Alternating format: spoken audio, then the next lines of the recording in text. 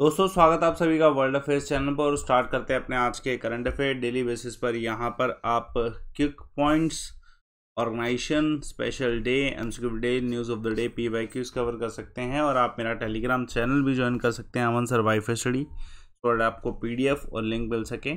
देखिए, मैं आपको 7 PM पे आज वाईफाई स्टडी पे सेशन जरूर कराऊंगा, जो कि बहुत ज़्यादा इंपॉर्टेंट होगा। तो आप 200 रैपिड फायर के लिए इसे ज़रूर ज्वाइन करेगा। टेलीग्राम चैनल पर ही आपको लिंक मिलेगा, जिसमें आज हम शुरुआत कर देंगे इस सीरीज़ की। चलिए, तो आज के क्वेश्चन की शुरुआत करते हैं। हाल फिलहाल में ये ऑथर का नाम बताइए जिनके द्वारा लिखा गया था एक्चुअल आई मेट देम। ठीक है, मेमोर है ये किनके द्वारा, who is the author of this book.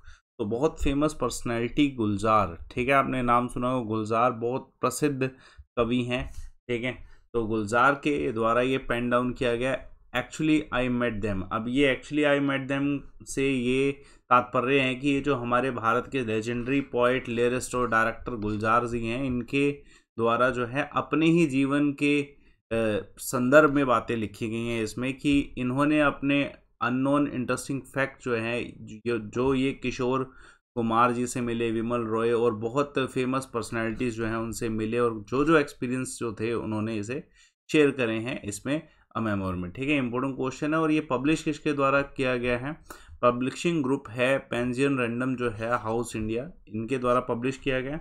और इनका जो असली नाम है, अगर एक्चुअल नेम पूछा है तो संपूर्ण सिंह कालरा जो है इनका एक्चुअल नेम है। गुलजार जी का, गुलजार साहब जी का, जो कि हमारे देश के lyrist, even screen writer, film director भी हैं। इनका करियर जो है SD बर्मन, जो म्यूज़िक डायरेक्टर थे, उनके साथ स्टार्ट हुआ था एज अ लिरिस्ट इन 1963। और उसके बाद इन्होंने बहुत प्रसिद्ध मूवी में एज अ म्यूज़िक डायरेक्टर जो है काम भी किया है।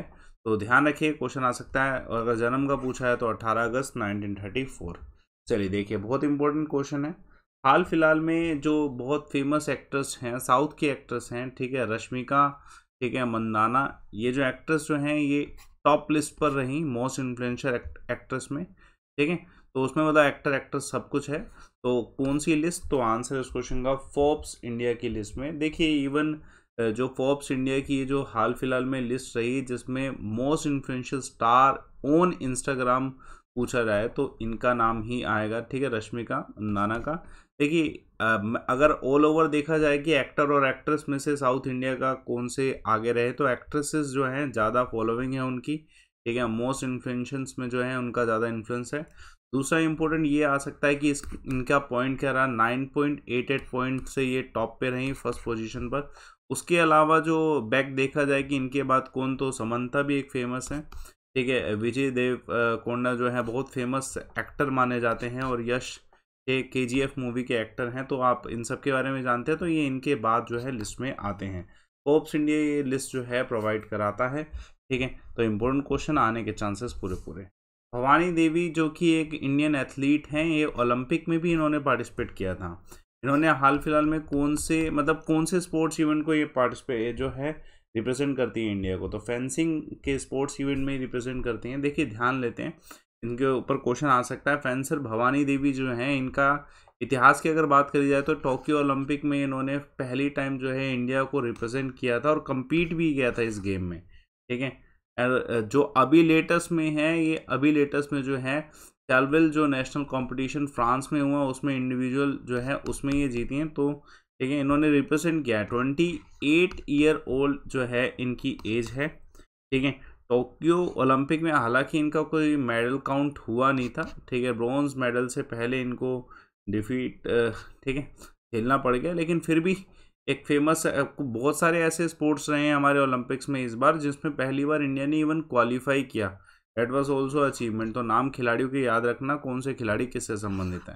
तो इनका करंट जो रैंक है वो 50th रैंक है, और इनके जो है अच्छे परफॉर्मेंस में से 2022 का जो है एशियन गेम्स अब उम्मीद है।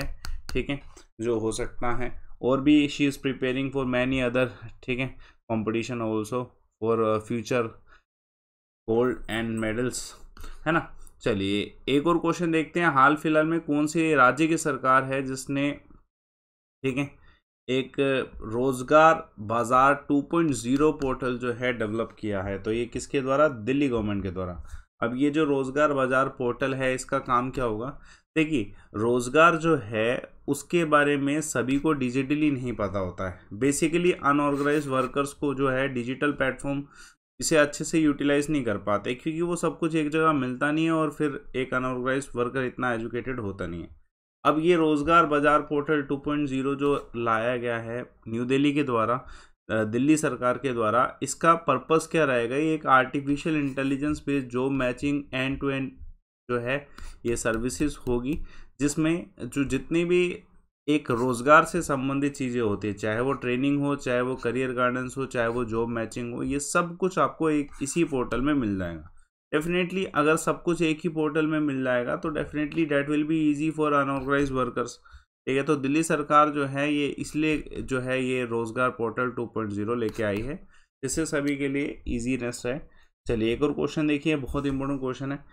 देखिए, चाइना ने हाल फिलहाल में ना एक सैटेलाइट जो है लॉन्च करी है, इसके साथ और भी सैटेलाइट लॉन्च की है। फर्स्ट सोलर एक्सप्लोरेशन सैटेलाइट है, ठीक है, और इसका नाम क्या है? शे जो है इसका नाम है, बी इसका आंसर होगा। देखिए, ये जो नाम है ना शे, इसका मतलब क्या है कि चाइना की चाइनीज जो माइथोलॉजी है इसके अनुसार शेई जो वर्ड है नेम ऑफ सन गॉड को कहा जाता है। पहली इंपॉर्टेंट चीज़ ये, ठीक है।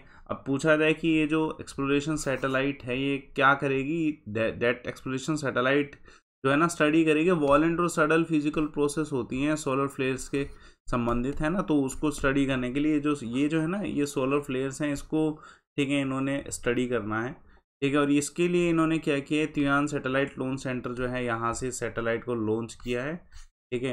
यानी जो प्रोविंस है कौन से रॉकेट पे? तो लॉन्ग मार्च 2D रॉकेट पे। डेफिनेटली इसके साथ इन्होंने ऐसा नहीं कि सिंगल सैटेलाइट लॉन्च होता है, 10 स्मॉल सैटेलाइट जो है और एक commercial metrological detection constellation experiment satellite को भी लॉन्च किया है इसी के साथ। तो इम्पोर्टेंट क्वेश्चन है। Beside the launch was 391 flight mission of Long March.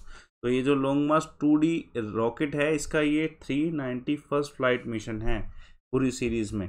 तो इम्पोर्टेंट है, क्वेश्चन आ सकता है। हाल फिलहाल में उत्तराखंड के जो चीफ मिनिस्टर हैं पुष्कर सिंह धामी जी, इनके द्वारा एक पटना नगर, ये सवाल इस पे भी आता है कि पटना नगर कहाँ पे लोकेटेड है, बहुत प्रसिद्ध है ये, तो इस पे आता है कि उत्तराखंड में। ये मैंने आपको MCQ पैटर्न में भी कराया। Patna Nagar industrial area after whose name. तो एक चीफ मिनिस्टर थे यूपी और उत्तराखंड दोनों के कंबाइंड उस समय, नारायण दत्त तिवारी जी, इनके नाम पे रखा गया। देखिए, नारायण दत्त तिवारी जी बहुत फेमस व्यक्ति रहे हैं जो कि चीफ मिनिस्टर रहे, ठीक है, किसी समय में यूपी और जब उत्तराखंड कंबाइन थे, और डेफिनेटली उनके योगदान जो है एज ए यूनियन मिनिस्टर भी रहे थे डेवलपमेंट में, स्टेट की डेवलपमेंट में, तो इसलिए इनके नाम पे इस इंडस्ट्रियल एरिया को रखा गया। अब और क्या कंटेस्ट है जिसकी वजह से इन्हीं का नाम रखा गया? तो प्रधानमंत्री अटल बिहारी वाजपेयी जी ने अपने समय में ये इंडस्ट्रियल जो है ना ये पार्क जो है सेटअप किया था, इंडस्ट्रियल एरिया सेटअप करवाया था, और उस समय नारायण दत्त तिवारी जी जो है इस लोकेशन के चीफ मिनिस्टर थे, स्टेट के चीफ मिनिस्टर थे। तो नारायण दत्त तिवारी जी ने इस इंडस्ट्रियल डेवलपमेंट जो है इसकी शुरुआत करी थी, तो इसलिए इनके नाम पे जो है रखा गया। बहुत इंपॉर्टेंट क्वेश्चन है, पूछा जा सकता है। Which bank has known new digital platform named as Abacus 2.0?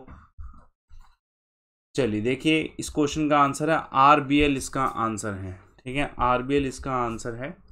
RBL जो है, देखिए इसके द्वारा ये न्यू डिजिटल प्लेटफॉर्म एबेस्कस 2.0 किस लिए लॉन्च किया गया है? सिंपल सा है कि जो प्रोडक्ट और सर्विसेज है ना वो डिजिटल रूप में जो है, डिजिटल फॉर्मेट में जो है ना कस्टमर्स को मिल पाए।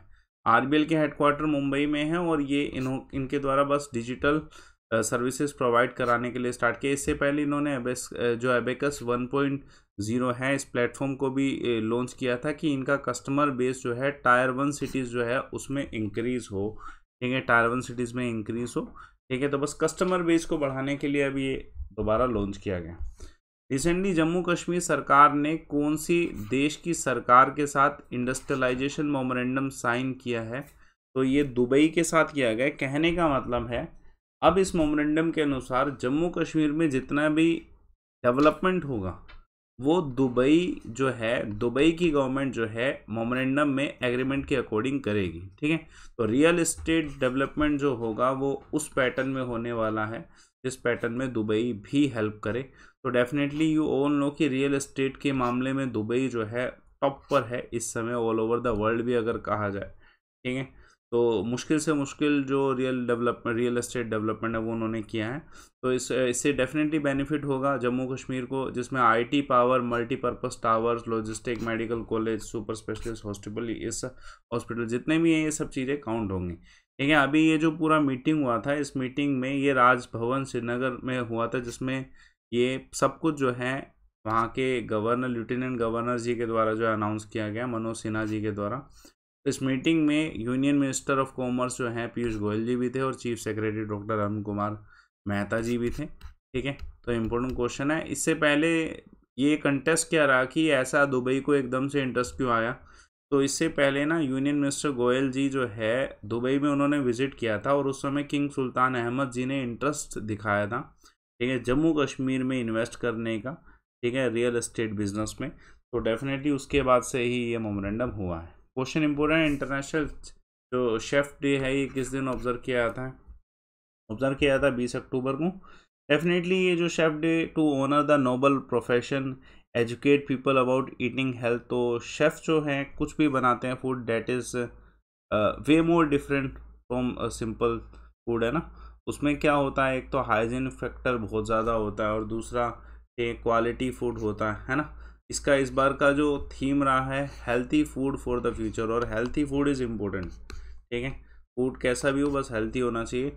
और ये जो इंटरनेशनल शेफ डे जो है ये डॉक्टर बिल गैलहर जो है इनके द्वारा, जो कि एक रिनोन्ड शेफ थे और फॉर्मर प्रेसिडेंट रह चुके हैं, ठीक है, world association of chef society, world chef जिसे हम कहते हैं, 2004 के। तो इनके द्वारा ये इंटरनेशनल शेफ डे जो है सेलिब्रेट किया गया था पहली बार, ठीक है, 2004 में। तब से ये कैंपेन हो रहा है, ठीक है, इम्पोर्टेंट है।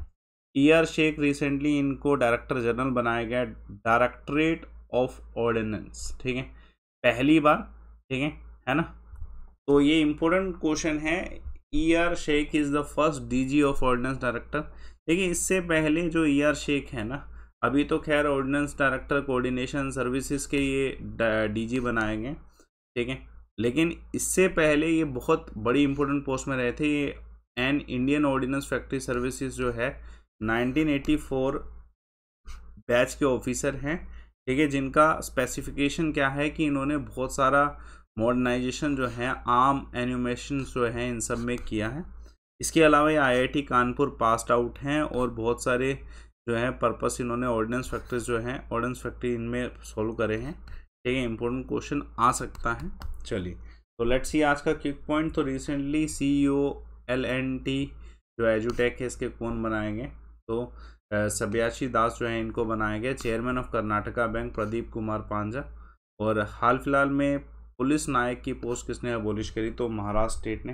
देखिए कल मैंने एक सवाल पूछा था, इसमें से कौन सा फंडामेंटल प्रिंसिपल है जैन धर्म का, तो रिया सिंह और बाकी सभी बच्चों के साथ बड़ा अच्छा आंसर दिया गया, नॉन वायलेंस पूरी डिटेल के साथ। आज का सवाल देखिए 2016 CHSL का सवाल है, इसमें कौन सा जो है green house gas ozone layer depletion करता है, तो डिटेल फॉर्म में बताइएगा।